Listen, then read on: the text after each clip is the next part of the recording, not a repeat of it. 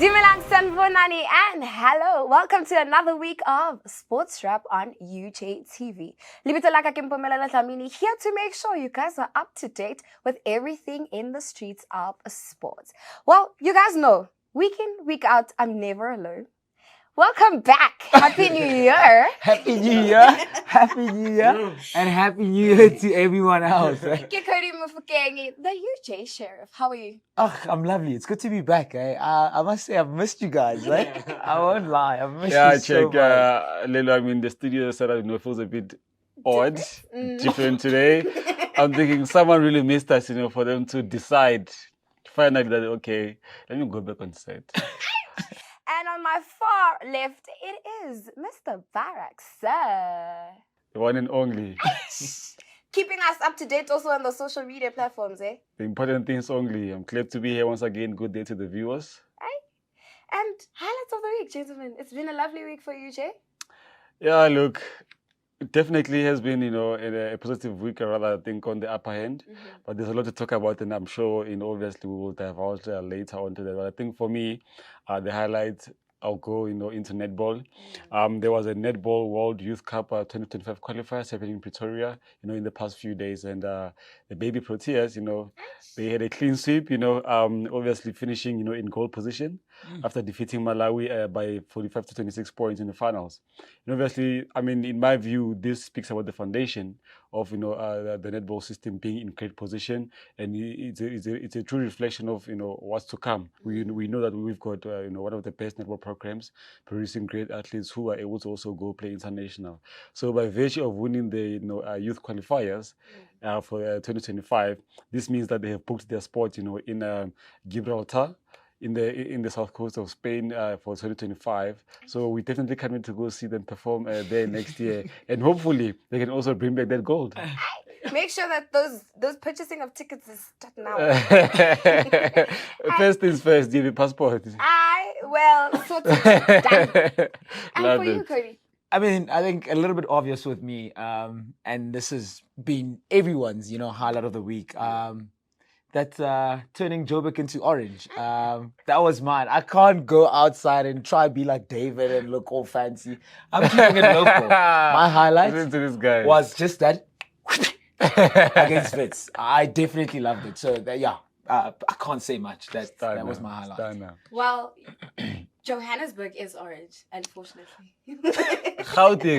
Gauteng in my view is orange because obviously Tuks is not in the competition, so that makes Wits and UJ the biggest teams in this side of Gauteng, excluding actually in Gauteng. Yeah. So I mean, for me it was again one of the biggest games in terms of magnitude. As far as I'm aware, the tickets were sold out. And yesterday on Tuesday after the game, I watched the game again from minute 1 to finish. Just for the interest of commentary and statistics, and it was very interesting to see the view from the camera side, because on a Monday when you're on the ground you don't see much, Actually. But it was very great, and I mean stats really spoke, but stay tuned. Well, my highlights of the week has to go to the UJ supporters. Yes. I've seen a comment surfing through the social media platforms, and someone said, no matter what UJ goes through, we will always show up. True. And that's one group of supporters that I've seen. Whether we lose, whether we win, they will always be 100%. there. Especially also for the first time, having the Women's Rugby Varsity Cup hosted by us. Definitely, yeah. The numbers went skyrocketing. Something I personally didn't expect. Obviously, I'm in sports. I'm with the teams most of the time, and it's easy to pick out, how the fans turn out. And I must say, on the 22nd, when the ladies played on home soil, the crowd was very, very amazing. I think maybe what's a bit shocking for me is that when UJ played Wits, on the 25th, it was during recess, and to see the stadium packed out, I'm like, how can the students didn't go home? How you gotta love a UJ crowd, man. The Facts. UJ community, it's just amazing, True. And I mean, being on the floor, like you said, David, the engagement, they really backing the boys. True. And you speak to some of the players after the match, Yeah. they appreciate the crowd so much. Fact. You know, it's like that 16th player. Can I say that? Can Yeah. we say that in rugby? 24th player, we've got 23, so let's take it to reserves. Okay, 24th. yes, 24th. Yeah. Listen, you know, the Giants. So it's actually amazing. We love you guys so much. I think you guys must understand that. And you know, some of the players actually traveled back from home to come watch the game. Actually. Truly so. People told me I came back to come watch the game, and they went back home the next day. I was with it. That's how big FNB Varsity Cup is. That's how much, you know, the brand means to the fans, and that's how much the team has support. So we definitely appreciate it, and keep on keeping on, guys. And please make sure to follow us on all our social media platforms. We are UJ_sport as well as UJTV23. Let's have a look at this week's results.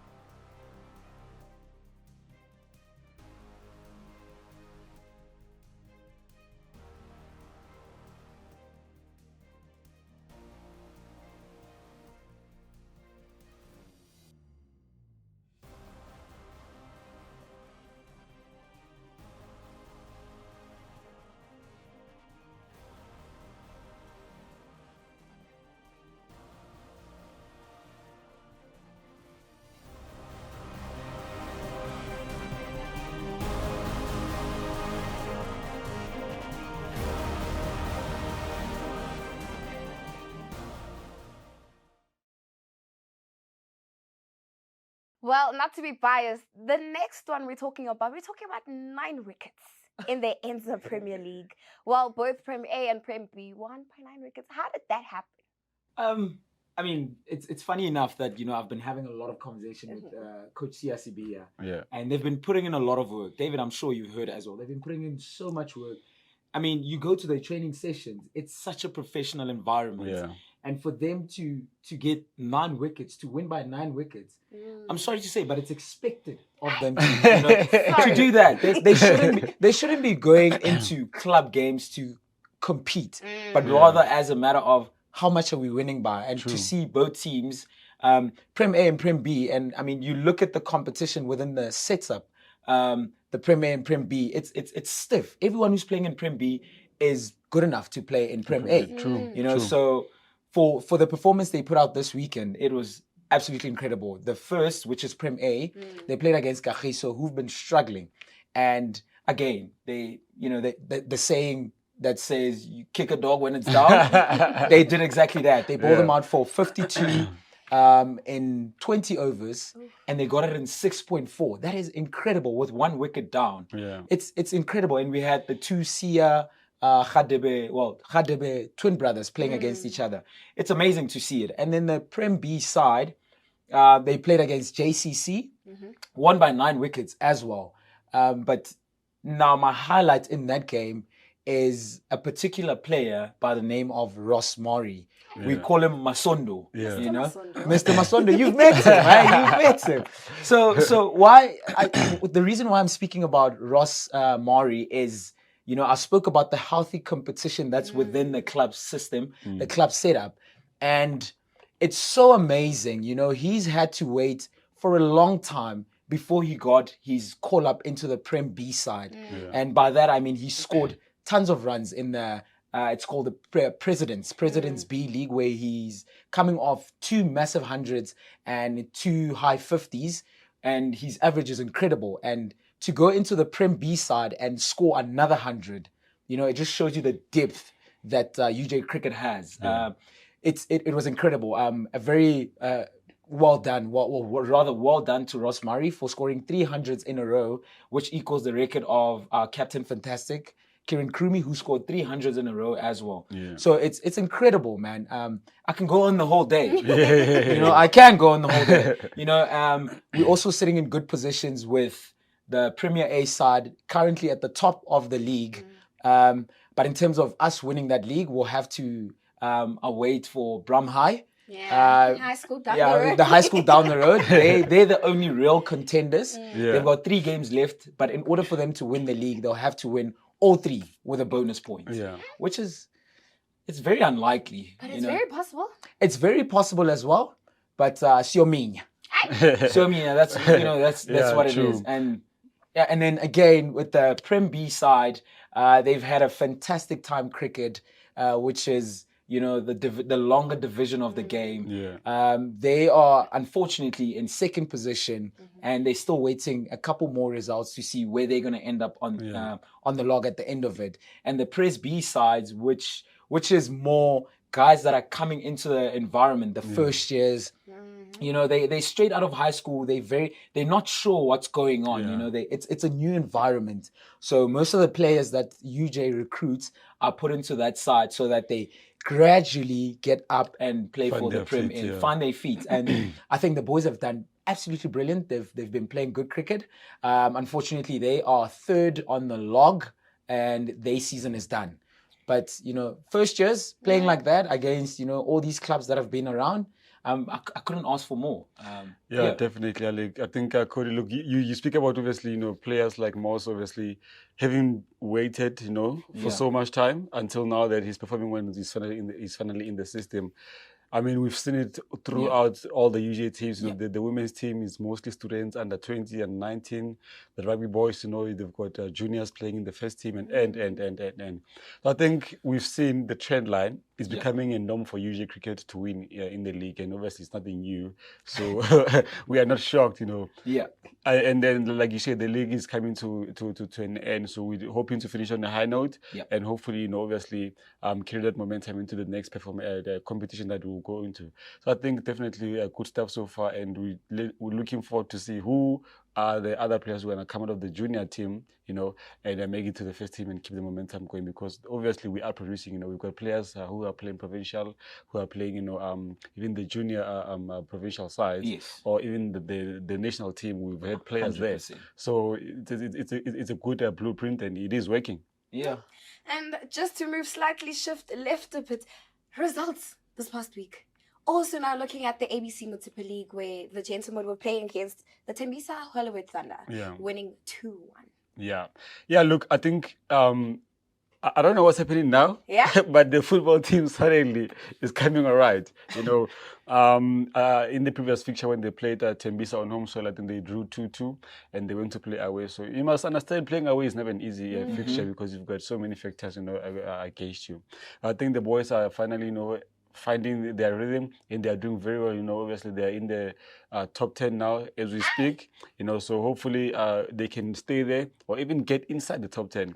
But it's a good thing, obviously, with the women's football team playing their 5th fixture away from home. They went, and dealt with the TS Galaxy in Kamhlanga. So and I think, look, it is this is an unusual start for UJ women's football, but it is great. So I think and I hope they can thrive on this momentum and keep it going, because currently they've got 5 games done, 5 games played, and they lost 1, drew 1, won 3, and they're sitting on the low position with 10 points, and obviously in the top 4.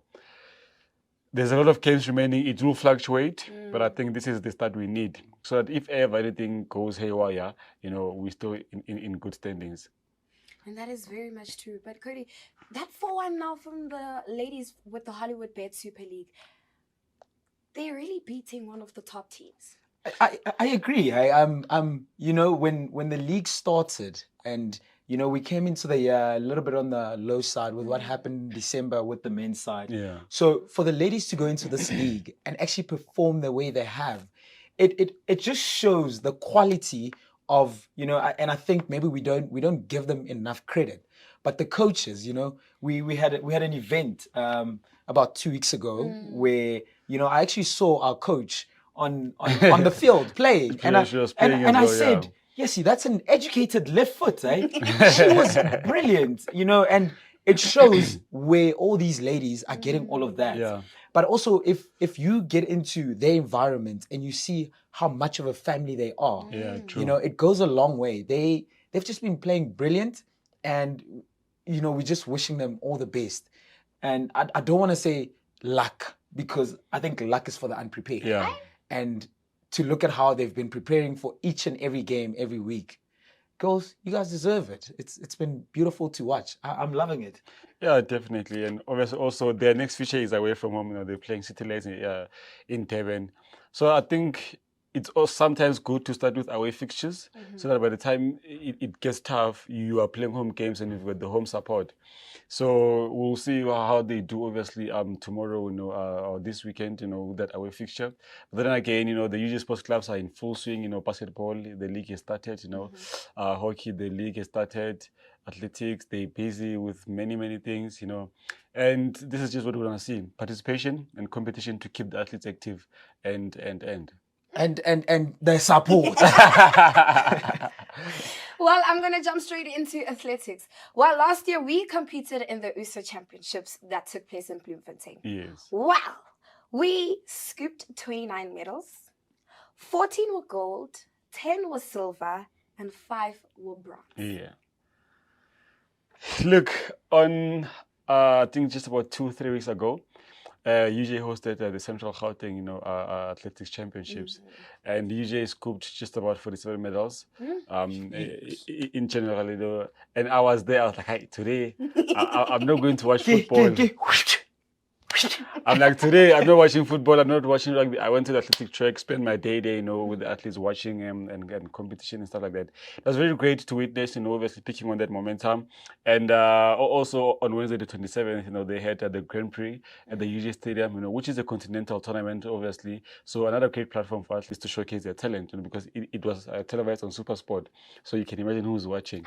And this is the national level that we want athletes to measure themselves in, because, like you say, we are preparing for the upcoming USA Champs. So I think the athletics are doing great. And the funniest thing for me, maybe, is that even their manager, Roger Haitengi, he's still participating. So he's a manager, he's a coach, he's an athlete. Hey, he's an Iron Man. He's an Iron Man. He has everything. We can't speculate, but but I think that speaks to where it all starts. When it materializes on the ground, you can see, because even the very same person who's coaching them, he's doing it himself, and he's doing it well, or he's achieving. Because even with the triple jump at the CGA, he did get a gold medal. So I think. No cap. Athletics, for me, they've got one of the best, systems, around in terms of universities, because UJ is always At the top. in the top 3. Damn deal. I mean, you think about it as well. I mean, massive preparations this year are for Paris 2024. Exactly. And it also gives out, all our athletes a chance to see how far they are from actually. Maybe not this flight this year, but getting on the next one. It's amazing. It's good, and to have such support, it's absolutely brilliant. But remember, also in sport, you always have traveling substitutes. So even if they don't make the final traveling squad, they could be, the reserve squad. Then anything can happen. Injuries can happen. Or any other unfortunate situations can happen, and you could be on the next flight. So you are right. Always need to stay ready and measure yourself, so that if ever that call comes through, chonga. Well, I'm on 11.40 something. You reckon I've got a chance? You do have a chance. But is it at club level, provincial, or national? Oh, Salah, your 11 is 11. No. There's levels to this to this team, China. But let's have a look at your upcoming fixtures.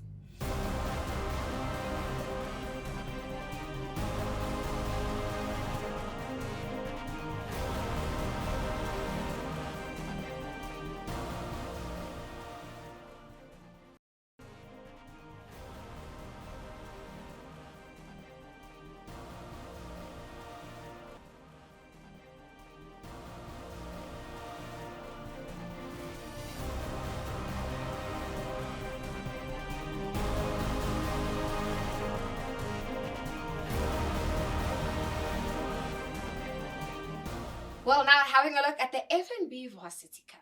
We are one university that has young guns, women's, and the senior men. Yeah. So results, well, besides the high school down the road. I reckon if we had a staff team in the Varsity Cup, UJ would be there. Yeah, look, okay, you can have a go, Cody. You can have a go. No, I mean, you know what? The biggest thing for me, and the excitement is of course around the FNB Varsity Cup for the gents, but the women's. I know she's loving it.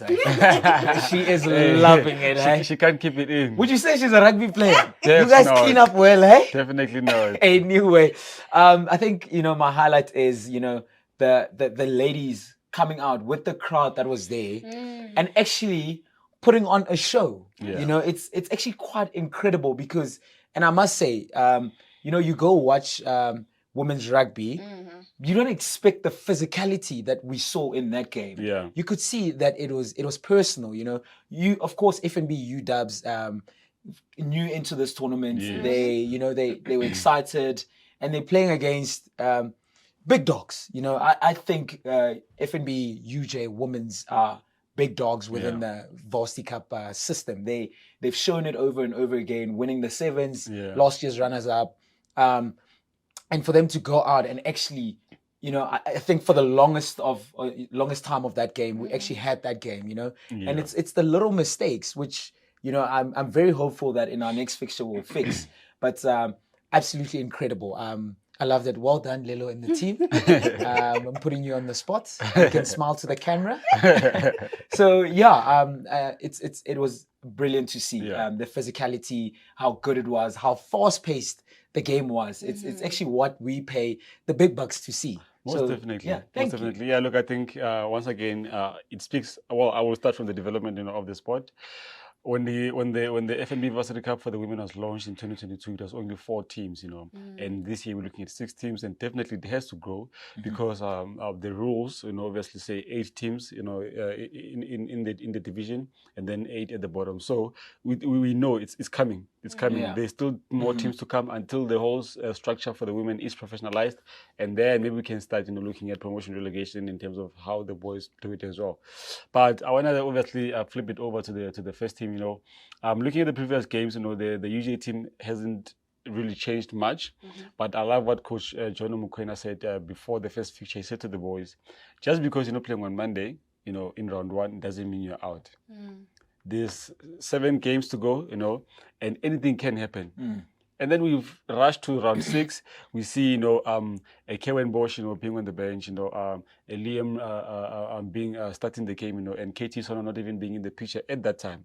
So the boys shouldn't give up because there's space for everyone. RF got injured, we didn't have our props that we prefer to start with. Damien Baker came on, our loose forwards got injured. We had Dylan Villion coming from the young guns to bench for the first team, and he did get game time, just about 15 minutes. So when you speak about how often the team changes and the boys getting ready or staying ready in the squad of 40, this is what you're talking about. Your chance will come. You just have to be patient, But again, except obviously for the changes that we saw in against Fits, the scrum halves changed, our 8th men changed, our props, are changed, and obviously the likes of Likona, Finger, and I saw someone calling him the line breaker because he's that inside center who will come, hard at you, breaking lines to score, massive, interesting tries. I think obviously he's been playing beautiful rugby, and he's only 19 years old. Yes. You have to put it out there, eh? Yes. 19 years old, playing senior rugby, and just doing amazing things, obviously. So you can imagine what lies ahead for him, hypothetically, he still has 5 years of Varsity Cup to play, unless some union scoops him, and say, Antoine, that's the contract. That's the contract, but I think, great stuff, man, so far. Great stuff. Beautiful sport to watch. And also how the perspective of women's rugby has changed overall with all the support that came into the system. Yeah. What is your takeaway from that? If we are about to host another one next year, do you think people will show up in bigger numbers, or is it still going to be at the same level? It has to change. It has to change. That stereotype has to change. That's the one we must be factual about. I think people will definitely pull up because usually what fans do is they thrive off the momentum of your previous game. So if you lose the previous game, they're going to be negative. if you win the previous home game, they will be positive and they will even come without you asking. They will even ask, when is the next game? Aye. Because they're looking forward to see that type of delivery of the product again. So I think it's doing good. It's doing good. So definitely we just need to keep on keeping on. Yeah, the fans will always show up. We know they love us. We just need to perform because that's the only thing they want. Right. Any last words, gentlemen? Cody? You know what? David jumped straight into, the Varsity Cup game against, that high school down the road. Yeah. And I was just thinking, I just sat on Monday night. As soon as I got home, I sat and I watched the game again. And I thought to myself, it's giving the Springboks 2019 Yeah. rebuild with Rassie. Yes. You know what I mean? If I remember correctly, we went to Australia with a side that wasn't necessarily our first side because we were preparing for what? For New Zealand. Yes. And it's funny how one game gives so much hope. Yeah. And that's exactly what happened. The same with the Springboks. They beat New Zealand, and all of a sudden, everyone believed that we actually can go on and win the World Cup.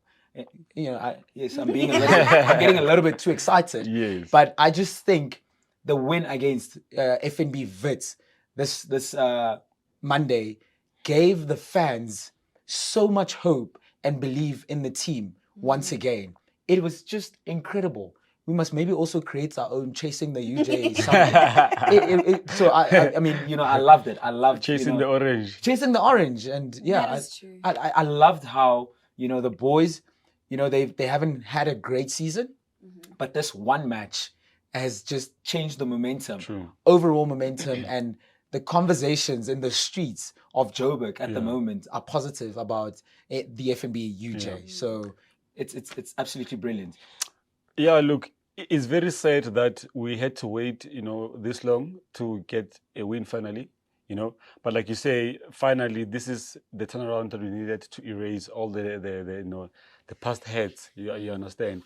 But I also love really how Varsity Cup is a platform for production, preparing athletes for a senior pro level.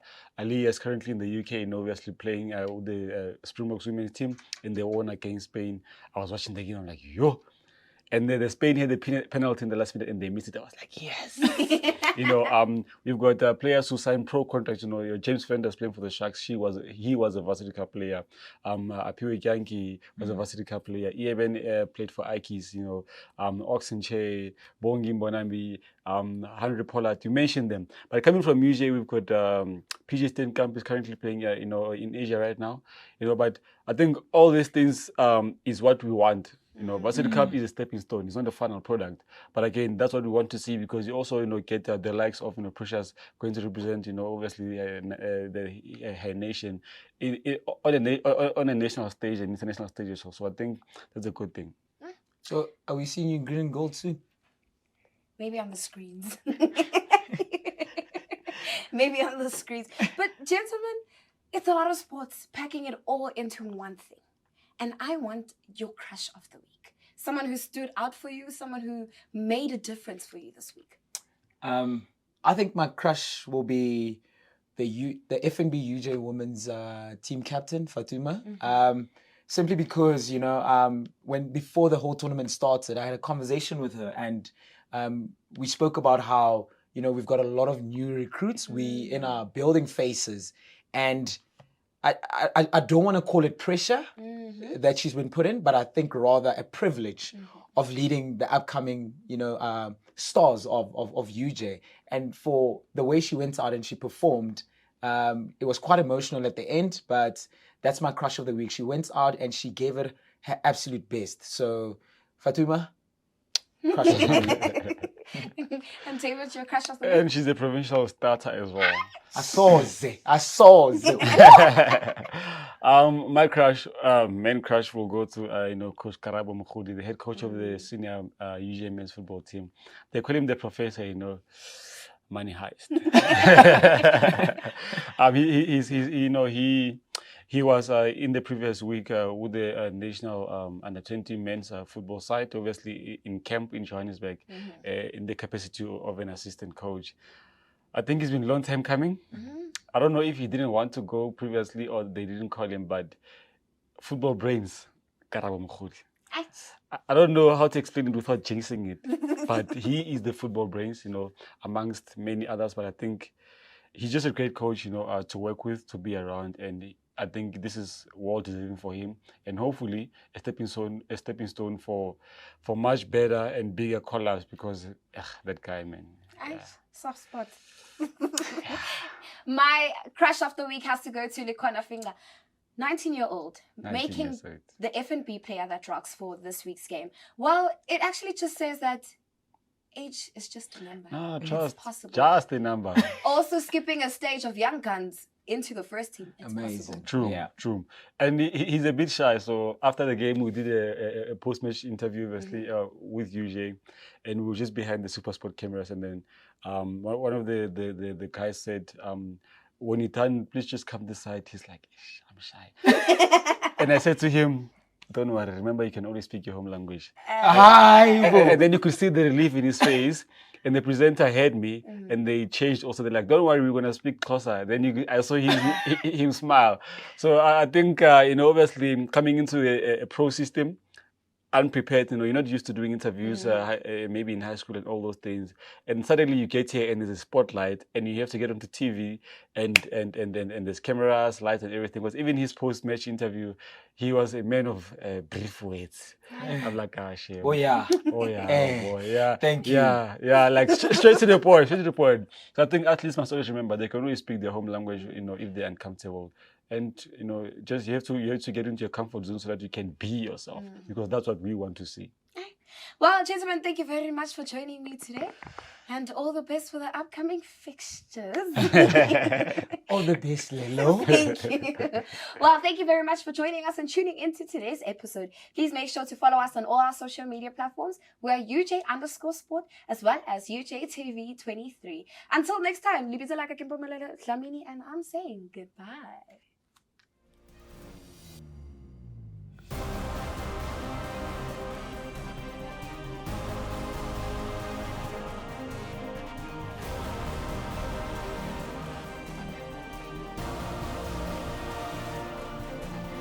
The University of Johannesburg, a future reimagined.